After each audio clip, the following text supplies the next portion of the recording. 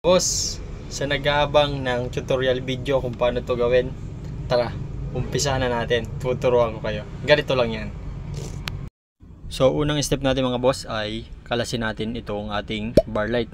Bali dito sa may charger nya, bunutin natin siya at makikita nyo yung nasa loob natin.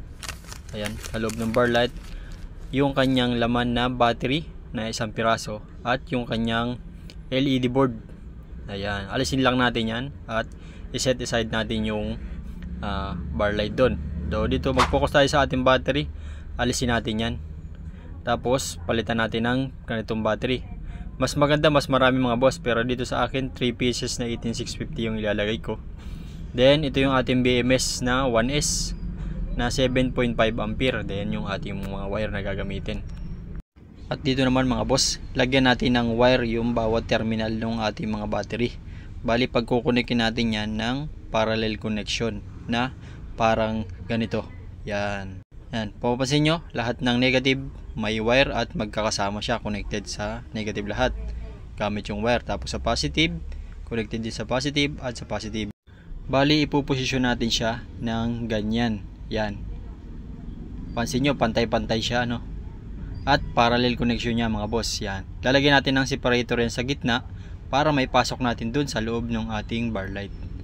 At ayan, nalagyan na natin ng separator sa gitna ng foam na may adhesive. Ayan, parang ganito. Ito yung ginagamit natin mga boss.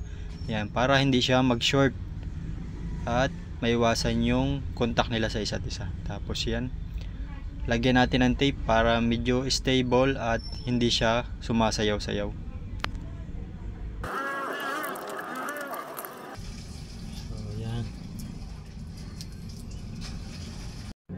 At ayan, okay na. So, ipasok na natin doon sa loob ng ating bar light na gagawin. Ayan, medyo dahan-dahan lang mga boss ha, kasi medyo pit na yan dyan.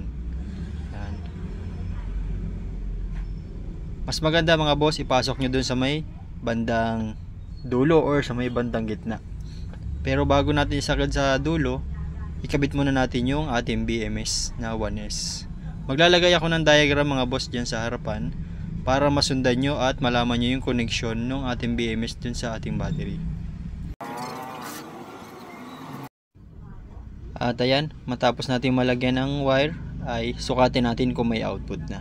Ayun, meron na 3.6 volts. Then ang sunod natin ay tsaka natin ipasok dun sa mismong gitna or banda ron sa may bandang dulo, para may pasok pa natin yung mga ilalagay natin na charging board at iba pang pyesa. Yan, tulak lang natin ng mahiwagang lapis, ano?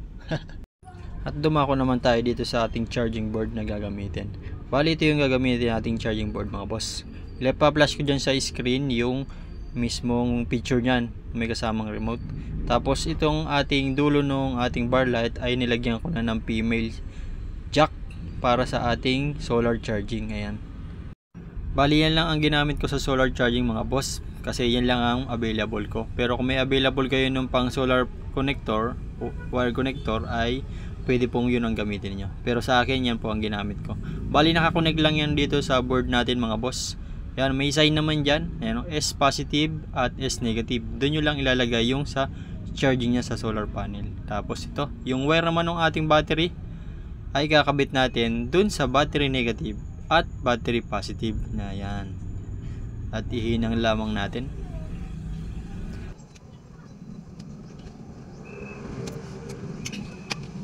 At ayan mga boss, nakikabit na natin yung ating battery at yung ating solar charging. Bali dumako naman tayo dito sa ating ilaw. Bali nagkaroon tayo ng konting modification dito mga boss.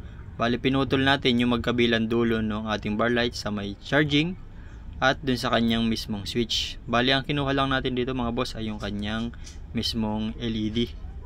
Ayan, tapos nilagyan natin ng connection ng positive at negative. Ayan. Then yung wire niya mga boss ay ilalagay lang natin dito rekta sa LED negative at LED positive. Ayan. Hinangin lang natin.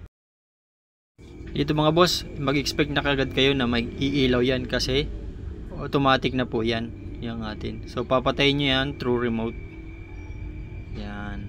So ganyan kaliwanag yung ating LED strip na galing sa ating bar light mga boss. Ayan siya.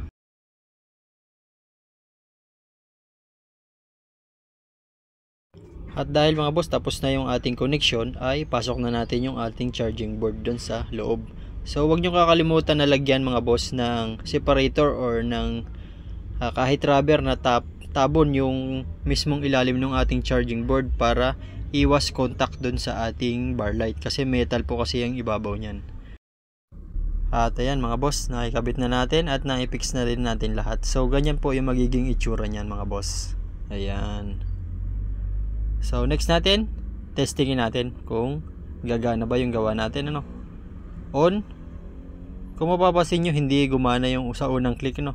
So kailangan lang natin itapat yung mismong remote dun sa sensor ng ating ilaw, kasi natatabunan po yun nung kanyang casing, kaya hindi agad pa basta-basta nasisense. Kailangan yung itutok talaga dun sa mismong sensor nya. Nandun yun sa may right side. So yan. At dito sa remote natin mga boss, makakapamili kayo kung pwede nyong i-on. Then meron siyang auto, pwede nyong iset sa 3 hours. Yan. Pwedeng iset sa 5 hours. At pwedeng iset sa 8 hours. At dito mga boss, pwede nyo rin siyang hinaan at lakasan. So hinaan natin. So nandun yung part ng may sensor mga boss, kaya doon yung banda itututok. Yan, hinaan natin. So ayan yung pinaka mahina niya. Then yung sa right side naman yung kanyang palakasan sa positive side. Yan. So ganyan po siya kalakas mga boss. Yan. Okay. Working na yung ating gawa mga boss. So ganyan lang mag-convert mga boss. Balik-balikan nyo lang para masundan at hindi kayo pa basta-basta malito. So ayan. Subukan nating i-charge naman mga boss. Yan. Mapapansin nyo naka-on pa siya, no. Pag once na makadetect siya ng solar panel input, ay automatic na po yung mamamatay. Ayan, medyo low. Ayun. Medyo loose lang yung ating solar panel input. Ayan, kung makikita nyo mga boss, meron siyang charging indicator dyan na magbiblink yan kapag charging na siya. Then kapag nawala na ang solar panel input, ay automatic na po siyang mag-on. So ayan, ganyan po siya. So ganyan lang po yung ginawa natin mga boss. At hindi na to pang emergency light mga boss, ano. Ito po ay pwede na pan daily na gamit natin para wala na tayong babayarang kuryente, kasi nga sa solar charging na po siya at may sarili na po siyang battery mga boss na pang matagalan.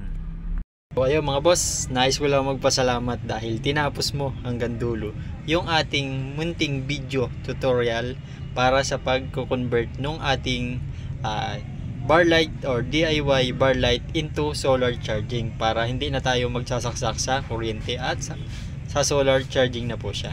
So yun, sana po ay may natutunan kayo at huwag niyo po kalilimutan paki-like and share nitong ating video para mas marami pang makaalam at makapulot ng idea na ginawa natin. So ayun lang mga boss, maraming salamat at God bless po.